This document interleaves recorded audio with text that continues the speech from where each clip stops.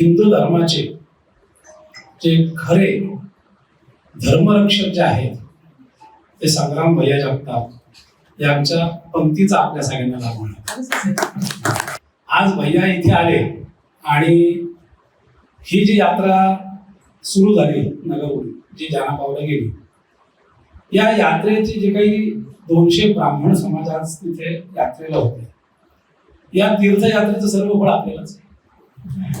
कारण कसं आहे की या यात्रेचा खर्च तुम्ही उचललाय आणि मी अजून तुम्हाला विनंती करू इच्छितो, या यात्रेमध्ये अन्नदान पण तुम्हीच करा, म्हणजे 100% फळ तुम्हाला काय ते म्हणतात ते खूप.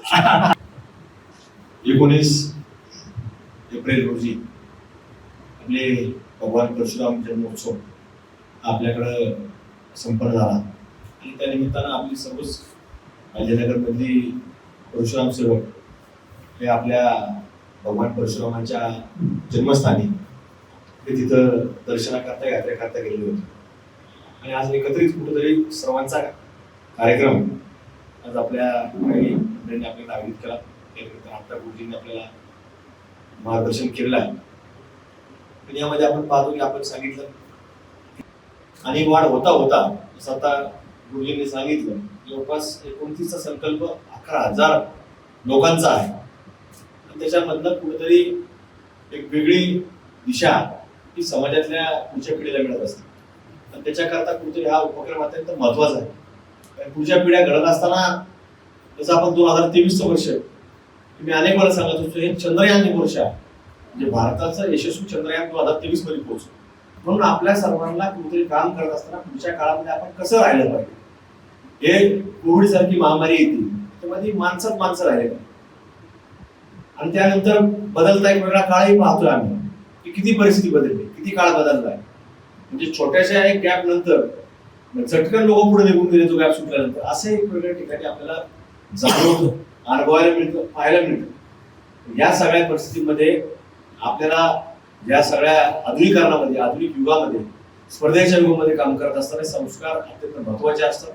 ते कुटुंबातून मिळतात, ते धर्मातून मिळतात, वडीलधाऱ्या माणसाकडून मिळतात आणि ते आपल्या प्रत्येक कुटुंबात असणं देखील गरजेचं असतं. म्हणून या सगळ्या माध्यमातून ही यात्रा देखील तुम्ही जे सगळे मंडळी 2014 पासून करताय, आता 24 पासून त्या थोडं हळूहळू चांगल्या पद्धतीने त्याच्यामध्ये संख्या वाढत चालली आहे. आता 24 मध्ये आम्हाला सांगितलं, आताही सांगितलं, म्हणजे ते काय फार त्याच्या कार्यक्रम तुम्ही घडून टाक किती लागतात गाड्या सांगा, आपण ते नियोजन तुम्ही आम्हाला सेवा करण्याची संधी दिली की आम्ही ती करत राहणार, तुम्ही त्याची काही काळजी करू नका. कारण हे शेवटी एक कुठेतरी ज्यावेळेला एखाद्या ठिकाणी म्हणजे आज आम्ही तरी येऊ शकलो नाही पण तुम्ही जिथपर्यंत पोहोचले तर आम्हालाही कुठेतरी ते दर्शन घेतल्यासारखं वाटतं. लाभापेक्षा दर्शन घेतलं समाधान वेगळं वाटतं. जर आपण जरी जाऊ नाही शकलो तर ही सगळी लोक गेले तर आपण देखील गेल्यासारखं वाटतं. म्हणून या माध्यमातून तुम्ही सगळी आता पुढची पिढी घेऊन जात आहे, चांगला विचार तिथनं निर्माण होतो. कुठल्याही देवदर्शनाला आपण गेलो मनुष्य काय होतो, नवीन ऊर्जा घेऊन असतो. कुटुंबामध्ये येतो, तो आपल्या शहरामध्ये येतो, आपल्या एखाद्या गाव खेड्यात येतो. ज्यावेळेस तो पुन्हा आपल्या ठिकाणी येतो एक वेगळ्या नव्या ऊर्जेने नव्या उमेदीने काम करत असतो आणि मग ती ऊर्जा उमेदवारी असते. आणि तशा पद्धतीने भगवान परशुरामांचं देखील एक स्थान, इथे त्यांची जन्मभूमी आपण पाहतो की आता पुण्यश्लोक अहिल्यादेवीची देखील आता चौंडीहून या ठिकाणी आपलं गोदा ते नर्मदा ही मोठी यात्रा सुरू आहे. काय असं शेवटी त्या पुण्यश्लोक अहिल्यादेवींनी देखील या भारत भूमीमध्ये ज्या वेळेला या वेगळ्या औरंगजेबाचं सैन्य हे चालत आलं ते काही शांतपणे चालत नाही. जिथे जिथं आपले कुठेतरी हिंदू लोक दिसतील, तर धर्मांतर असेल, आपल्या महिला असतील त्यांची सैन्याने आबरू रुपयाचं काम असेल, मंदिर असतील ते पाडण्याचं काम केलं. आणि जे आपण आता पाहतो गुरुजी तडके जे पाहतो ते तडके आपल्या पूर्वीच्या काळात कसं असायचं, बऱ्याच लोकांना वाटतं काहीतरी असेल ते देवाचं आहे. आम्हाला काही लोक सांगतात त्याचं म्हणू नका तुम्ही, आम्ही पुजतो, हिरवी चादर टाकतात, ते मर्यादा ठेवतात, काही लोक तिथं बोकडे कापतात, गावची यात्रा करतात आणि त्यांना सांगतो असं काही नव्हतं. काय झालं की आपल्या ज्यावेळेला पूर्वी असं काय फार जमिनीचं महत्व असेल, एखाद्या कुटुंबाचा पुरुष सदस्य वारला ते काय अमरधाम त्यावेळेस नव्हते, काही नव्हतं. आता एवढ्या 500 वर्षापूर्वी कशाचं काय होतं, जिथं एखाद्या कुटुंबाचा सदस्य एखादा निधन पावला तर त्याला कुठेतरी ते शेतामध्ये अंत्यविधी केला जायचा. एखाद्या म्हणजे जाळलं जायचं. मग तिथं आपण काय करायचो, तिथं दगड ठेवायचं. याची चांगली परिस्थिती असेल ते चुन्याने बांधून ठेवायचं. याची काहीच नसेल तर दगड द्यायचे, आपण त्याला काहीतरी कलर मारायचं. नंतर ज्यावेळेस सैन्य त्याला बरेच दिसले, त्याला वाटलं एवढे आपण पुरू शकत नाही किंवा तिथं आपण वेळ घालू शकत नाही, आपल्याला पुढे पुढे जायचं. तर त्यांनी काय केलं, त्याचं ध्रुवीकरण करण्याचं काम, मग त्याला हिरोच्या चढायचं काम, मग ते प्रथा पडत गेल्या. मग गावात काय असायचं, नंतरच्या काळामध्ये एखाद्या गावातला पाटील दिसला, पाटलाला सांगायचं हे आपले आपले उरूस आहे. आणि पाटील काय लोकांना वाटतं पाटील लागतं आपल्या काय झालं. आणि मग ती एका पाटलाच्या मागे हळूहळू लोक जायला लागले. मग त्याला आपल्याला वाटत नाही हेच आपलं कुळदैवत आहे, हेच ग्रामदैवत आहे. हळूहळू सुरुवात ही एक वेगळी संकल्पना मांडली. पण ही ह्या संकल्पनेला कोणी जर मुळीच काढण्याचं काम केलं असेल त्या काळामध्ये तर पुरुषलोक काहीतरी धोका होते. कारण की ते सैन्य ज्यावेळेस ते आलं ते महाराष्ट्राच्या फार पुढे गेलं नाही, म्हणून दक्षिणेतल्या लोकांना जाणवत नाही.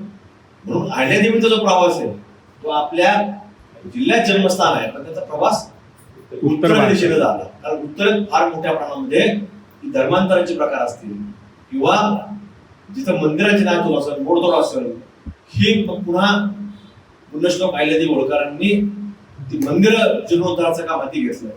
हे सगळं कार्य त्यांनी हळूहळू पुढे घेत गेलं. जिथं जिथं काही संधी भेटली तिथं महादेवाची मंदिर बांधली गेली. या माध्यमातून त्यांनी काम कार्य उभा केलं. तसंच भगवान परशुराम यांचं देखील त्या बाबतीमध्ये नवीन पिढीला फार गरजेचं आहे की आपल्याला त्यांच्या माध्यमातून ज्यावेळेला आपण तिथं जातो, आपण तुम्ही आता प्रवास सांगितला कसं कसं जावं लागतं, हे पुढची पिढी तिथपर्यंत नेणं गरजेचं आहे. आता पुढच्या पिढ्या सगळं शिकतील पण धर्म विसरून जातील अशी परिस्थिती यायला नको. त्यामुळे सगळं शिकत असताना पहिलं काय शिकायचं असेल तर शिक्षणाच्या बरोबरीने आपल्याला धर्म देखील तितकाच महत्व देऊन शिकवला लागणार आहे. कारण की पुढच्या काळामध्ये आव्हानं भरपूर आहेत. आम्ही अनेक वेळा भांडतोय बोलतोय, पण अजूनही म्हणजे आपल्या बरोबर 40% लोक आहेत आणि समोरून या सगळ्या विषयाला विरोध करणारी किंवा 60% लोक आज समोरच्या बाजूला उभा आहेत. हे सगळे राजकीय अजेंडा आहे, हे अमक्या पक्षाचा आहे, संघाचा आहे, ते आमचा अजेंडा आहे.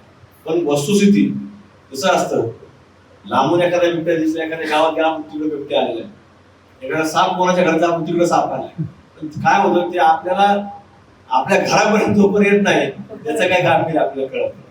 त्यामुळे ही सगळी परिस्थिती न होण्याकरता आपल्या पिढ्यांना पुढच्या काळातल्या संस्कार देणं गरजेचं आहे. भिगवण मधला प्रकार झाला, आम्हाला तिथे गेल्यानंतर लोक म्हटले आता तुम्ही जर आले पण काय गुरु ना, म्हटलं का बरं, नाही त्या मुलीचा व्हिडिओ आलेला आहे. व्हिडिओ काय आला तर ती सांगितलं आमच्या मर्जी मी गेलेली. म्हटलं जे मुलीच्या ताब्यात तसंच बांधणार आहे ना. समजा आता आपल्या एखादा सैनिक असा 2019 मध्ये 14 फेब्रुवारी 19 ला ज्यावेळेस आपल्याकडं कुलभूषण पुलवामाची घटना घडली, पुलवामाची घटना घडल्यानंतर आपल्याकडं परत पुन्हा आपण एअर स्ट्राईक केलं. तिकडे जाऊन आपल्या विमानातला एक सैनिक आपला अभिनंदन सिंग तिथे पडला होता, विमानासहित पडला. मग आता तो थोडी त्याला दंड थोपटणार आहे. त्याला तर सैन्याने धरल्यानंतर त्याला त्यांनी सैन्यामध्ये ठेवलं, ताब्यामध्ये ठेवलं आणि तो दुसऱ्या का तिसऱ्या दिवशी पुन्हा भारताच्या सीमेवर त्याला आणून सन्मानाने त्याला सोडावं लागलं. या सगळ्या परिस्थितीमध्ये ती मुलगी सुद्धा ती भिगून म्हणजे सुद्धा त्याच्या ताब्यात होती. ती म्हणतच व्हिडिओ देणार ना. म्हणून त्या मुलीने ज्यावेळेस नंतर ती पोलिसांकडे आली 2 दिवसांनी, पोलिसांकडे आल्यानंतर त्या मुलीने तिला बाल सुधारणात ठेवलं. तिने स्टेटमेंट न्यायालयासमोर दिलं की मला यांनी बळजबरी केली होती, मला कुठेही याच्यावरती जायचं नाही. आणि त्या मुलीचं व्हिडिओ जो होता त्या व्हिडिओ मध्ये सांगितलं होतं त्याचं वय वर्ष 19 होतं. पण व्हिडिओ मध्ये असं सांगितलं होतं त्या मुलीने की माझ्या 9 वर्षापासून एवढंच संबंध आहे. म्हणजे तिचं 10 वर्षाच्या असल्यापासून संबंध म्हणल्यानंतर म्हणजे लहानपणापासून टार्गेट सेट केला जातो. लहानपणापासून टार्गेट सेट करून आपल्याला सांगितलं जातं आणि सांगून आपण काय सांगतो, तो माझा लहानपासून मित्र आहे. तसा नाही, काय सर्टिफिकेट आहे का, काय आधार कार्ड आहे का, तसं आहे का नाही हे आपण लक्षात घेतलं. आपण प्रत्येक व्यक्ती याच्यापासून सावध राहणं अत्यंत गरजेचं. ठीक आहे, आम्ही काय म्हणणार नाही म्हणजे तुम्ही आता त्याची बोलायला बंद करा, तुम्ही त्याच्याशी काय परत वाद घाला किंवा त्याचा काय खून करा असं आम्ही अजिबात म्हणणार. पण आपण सावध भूमिका हे आपण प्रत्येकाने घेणं गरजेचं आहे. आणि हेच ह्या देवी देवतांनी सुद्धा केलं. त्याच्यापैकी एक भगवान परशुराम देखील होते. म्हणून आज सगळी तुमची पिढी ही विशेषतः तुमच्या ब्राह्मण समाजातली या असत्या तितक्या ताकदीनं या ठिकाणी उभी आणि तुम्ही उभे म्हणून तुम्हाला सांगतो धर्माची विचारधारा आजही टिकून आहे.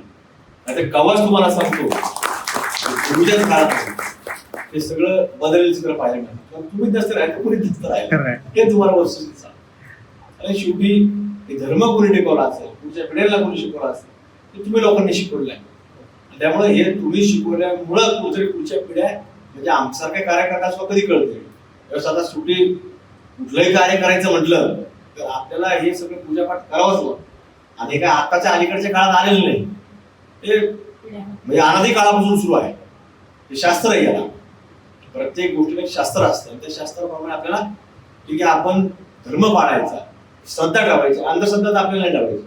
तर या श्रद्धेचाच एक भाग या सर्व पूजा अर्चा ठीक आहे आपण वास्तुशांती असेल सत्यनारायण पूजा असेल हे सगळ्या प्रकार आपण ते करत आलो. आणि ती शिकवण ही सगळी तुमच्या समाजाच्या लोकांकडनं ही मिळत आली. म्हणून आजही प्रत्येक व्यक्ती कुठलाही शुभ कार्य करायचं असेल तर दिवस सगळे चांगलेच असतात. म्हणजे सूर्य उजाडला आपण डोळ्यांनी पाहिला म्हणजे तो दिवस चांगलाच आहे, त्याच्यात काही प्रॉब्लेम नाही. पण त्यातल्या त्यात एकच शुभ मुहूर्त कुठला असला पाहिजे हे कोण तिथं काढून हे ब्राह्मण असतं. त्यातल्या त्यात एक दिवस कुठला चांगला दिवस सगळे चांगले 365 दिवस चांगले. आपण डोळे उघडले तो दिवस आपल्या घरात सांगा आता नाहीच उघडले जातात त्याला तुम्ही काय करू शकता. म्हणजे उघडले सगळेच चांगले पण त्यातल्या त्यात आपला जो याच्यातला गुरुजी दिवस कुठला याच्यातली वेळ कुठली आहे सकाळची का सायंकाळची हे सगळं आपण पाहण्याचं काम करतो. म्हणजे सगळं शास्त्र हे समाजाच्या तुमच्या लोकांनी पुढे जोपासलं पाहिजे. तुम्ही आज बरेच लोक वेगळी विचारधारा मांडणार आहेत त्याच्यात फार नादीला लागता. आपण आपली विचारधारा प्रामाणिकपणे मांडणं त्याच्यावरती काम करणार आणि पाहतो ते आम्हाला सुद्धा बरेच लोक सांगतात तुम्ही असं करू नका तुम्ही तसं करू नका तुम्हाला काय लोक पुढे घालतात. म्हणलं मी सगळ्या गोष्टीला समर्थ आहे. मला काय पुढं पुढे घालत मागं पुढे घालत आम्ही जे काय करतोय ते आम्ही त्या गोष्टीला समर्थ आहे. कुठलीही चिंता करायचं कारण नाही. आणि महत्वाचं कुटुंबाची चांगली शिकवण आणि तुमच्या सर्वांचा एक मोठा आशीर्वाद आमच्यासारख्या कार्यकर्त्याच्या पाठीमागे आहे. त्यामुळे आम्ही कुठल्याही गोष्टी चिंता करायचं कारण नाही.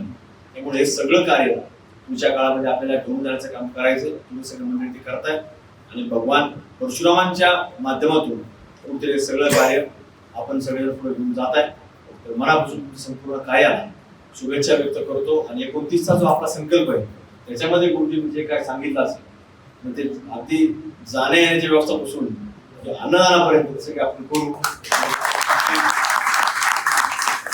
नका एवढीच आपल्याला या ठिकाणी एक शाश्वती देतो.